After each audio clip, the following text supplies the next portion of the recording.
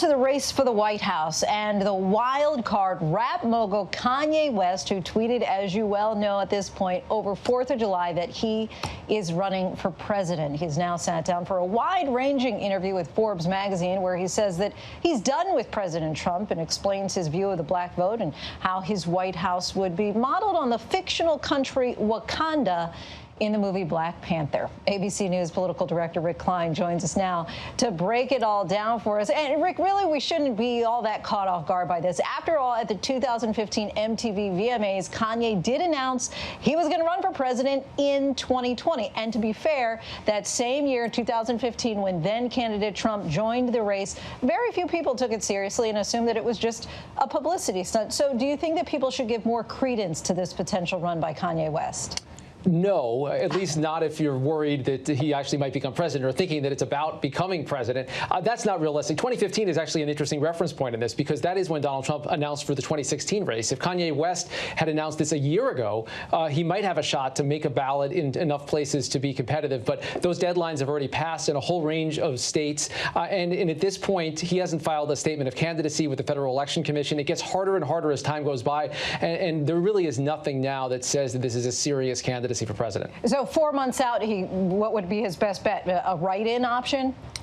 Well, there's even a bunch of states that won't even count write-in votes. As it is, he has missed the filing deadline in a range of states, including some huge electoral prizes, Texas, New York, North Carolina. He's leaving at least 100 electoral votes on the table, wouldn't even be eligible for them. So he could always mix things up. He could make things very interesting if he actually were to pursue this. But barring any sort of formal step that he makes here, I think you have to chalk this up to publicity stunt. Okay, and West talks in that same Forbes interview about the black vote, saying, quote, "I was threatened as a celebrity into being in one party. I was threatened as a black man into the Democratic Party. And that's what the Democrats are doing emotionally to my people, threatening them to the point where this white man can tell a black man, if you don't vote for me, you're not black." He, of course, is referring to Joe Biden's "you ain't black if you vote for Trump" comment that got Biden into some hot water.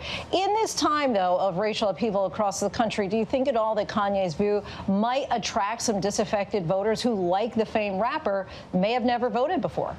Oh, there's no question. I could see appeal in what he's saying there, although it's probably a pretty limited appeal inside the African-American community. And I actually think that that statement is something that his critics are going to call out to say, well, maybe this reveals truly what he's behind. Kanye West endorsed President Trump in his re-election bid. The president was quite proud of that moment together that you're seeing right there in the Oval Office with the MAGA hat and everything. So I think even saying it the way he did right there, it just rouses suspicion that this is truly, if it's about anything, it's about hurting Joe Biden and helping Donald Trump, maybe giving some black voters license to vote for someone other than Joe Biden.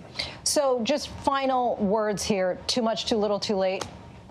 100%. That's where we are right now. And in fact, as Kanye West himself said, about a month from now, all of the major filing deadlines will have passed. So if he's serious about this, he's going to have to get it done now. And it's really hard to run for president, especially as a third-party candidate. It's a lot easier to talk about it, especially when you're trying to sell an album. All right. Rick Klein, thank you so much for your insight. We really appreciate it. Thanks, Lindsay.